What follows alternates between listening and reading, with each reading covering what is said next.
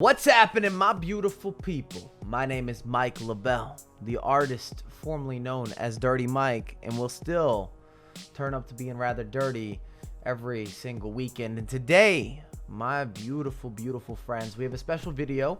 We're going to be covering the 3-5-2 formation, myself and Ovi. I'm going to give you the pros, the cons, the positions, the personnel, all those intricate details, and Ovi's going to give you the tactics. So I'm going to link his video down below. When you're done here, go over there, align, partner, collaborate. This is a good friend of mine. I've known this man for a decade. Show him some love, show him some respect. Like this video, turn on notifications. We are uploading daily, live streaming daily. And if you think the energy is a little bit lower than usual, it's been a long weekend. We're grinding the game. We're getting content on content on content. I don't even want to tell you what time this video is being recorded at, but we're going to get into all those details about the 3-5-2 in the comments down below. I'd love your feedback if you've been playing a 3 at the back, and also which formation or formations have you been using throughout the weekend league. After this patch, the game has shifted, and I've seen variety.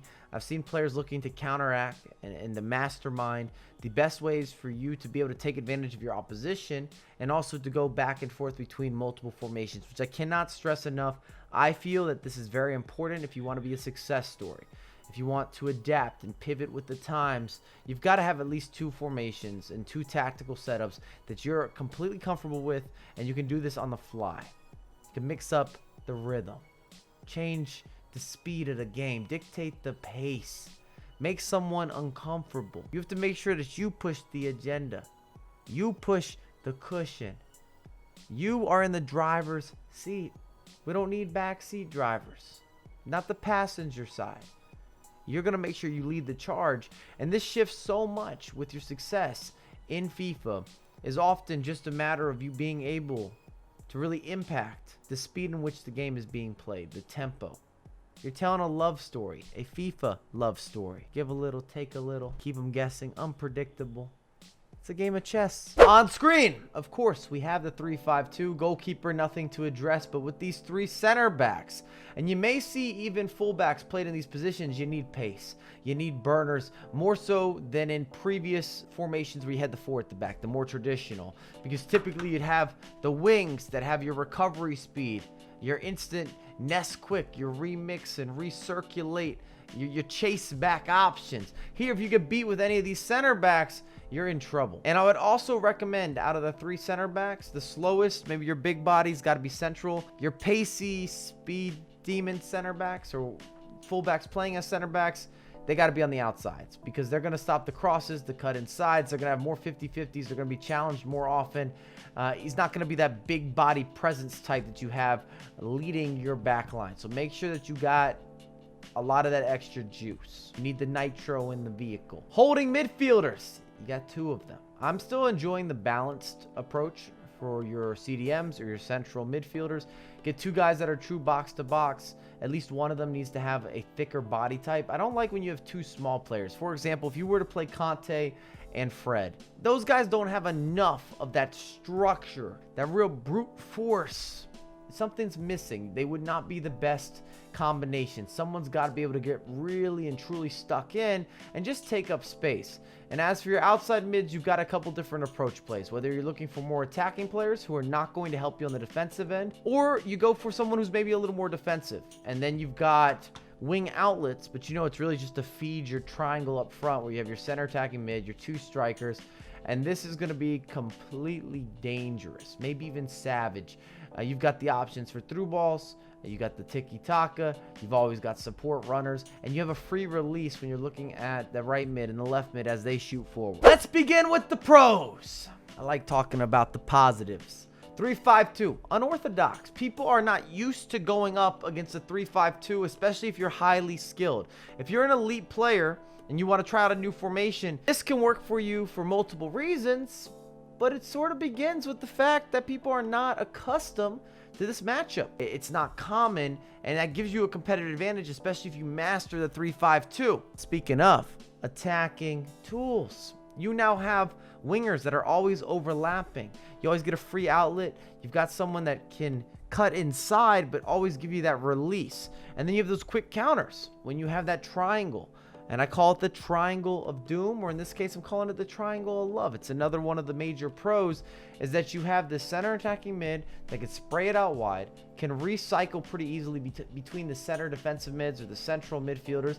And then if something's open, your opponent's made an error, you've got striker to striker passing, through balls, direct play, if you play quick or if you play slow. There's a lot of versatility in the 3-5-2, especially on the offensive end. And because you have a left mid and a right mid, you also get, I don't want to say free outlets, but you definitely have outlets. You can lob it to either of those guys. I always try to have at least a couple players on the pitch that I feel very comfortable that they can win aerial pursuits, whether they're bigger and taller, they got that jumping capability, or you just trust them in some of these 50-50s. They've got the right body type, or for whatever reason, they win those flick-ons, those knockdowns. And as long as we're seeing so much emphasis around team press, you have to be able to win those matchups consistently, or you will drop games. There's no other way around it. It's not the prettiest football, but people are going to bring team pressure, constant pressure, high pressure. If you're winning a game, even if you're not winning a game, you got to be able to get out of those situations and scenarios with confidence and having some sort of game plan. And last of the pros. Oh my goodness, are you going to be able to pin people in? You have immediate pressure play. If you lose the ball as you're attacking, and let's say it's in your opponent's final defensive third, that opposition is going to be under so much pressure. It's a major headache to try to break down a 3-5-2. Passes just aren't open. You often always have to go for some sort of risk to reward. And if you don't get the right bounce or the breakthrough, it's coming right back at you. And it's one of the biggest advantages of the 3-5-2 is that you can get pinned in when you're using this formation, or you can do the pinning. You will pin oppositions in the 3-5-2. I cannot stress that enough, especially if they're not able to read the game quicker than you. It's going to be all she wrote. Lights out. They're not moving and grooving. They're barely going to get the ball to half field. And you're always going to have runners. And you're always going to have players that are covering your opposition's outlets. So they don't get free outlets. And once you win the ball back, someone's open. You've got more attackers than in the majority of formations, because you are, of course, making that trade-off. You're sacrificing a defender in order to have additional midfielders, additional attackers. Cons! It's pretty simple. Self-explanatory. Kind of obvious. You have 3 at the back. And to build off of that, once you have a breakdown, once there is some sort of error, once your opponent gets past the midfield, you only have those 3 center backs, and you're almost always going to have to take a chance. And I'm not talking about if they were to build up and they're trying to break down your final third. No. If they got an outlet, they've got a through ball. If they can beat the left mid and the right mid, they're going to have space on the wings. And you end up in a position where you have to give and take. You're going to have to go for it. You cannot play as passively in this formation unless you're doing something along the lines with the drop back, which I do not recommend. I'm not co-signing that. We're not looking to develop bus drivers. Not today, not tomorrow, not next month, not next year.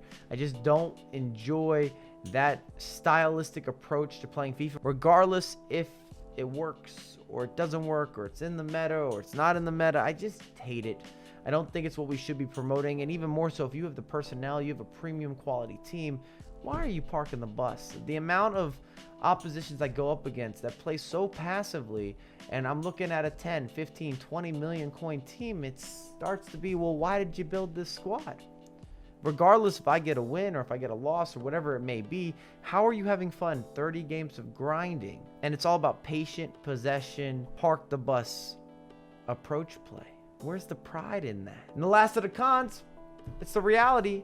It's going to be a learning curve. This is not naturally integrated for a lot of you guys that are watching this video. If you've got a lot of experience with a 4-1-2-1-2, you'll get used to, of course, that triangle. And then, of course, if you have a 4-4-2 or 4-2-3-1 experience, that combination comes into play. Just like with anything in FIFA, the first time you learned how to switch players with the right analog stick instead of using L1 or LB, probably took you a while until you got that down packed, that you had that at some level of mastery, that you felt comfortable using that maneuver or that intangible, whether it's the weekend league, division rivals, where you could take it into gameplay and it was an asset. And that's just the reality. And I like to leave that disclaimer because all of us want instantaneous success, instantaneous results, and you don't want to have to grind. Hope you guys have been watching the live stream, gameplay, every single day. We give you a little bit of everything. Thanks again for watching. If you enjoyed the content, please drop a like on the video. Make sure to head on to Ovi's video to get all the tactical information that is also going to be assigned and aligned with the 3-5-2. I'm looking forward to the comments. If you have any questions regarding this formation, please use the comments. We'll go back and forth. I know that the 3-5-2 is sort of popular but also unusual, so I feel like there is going to be a certain amount of discussion, but I have a lot more content coming out for you ASAP.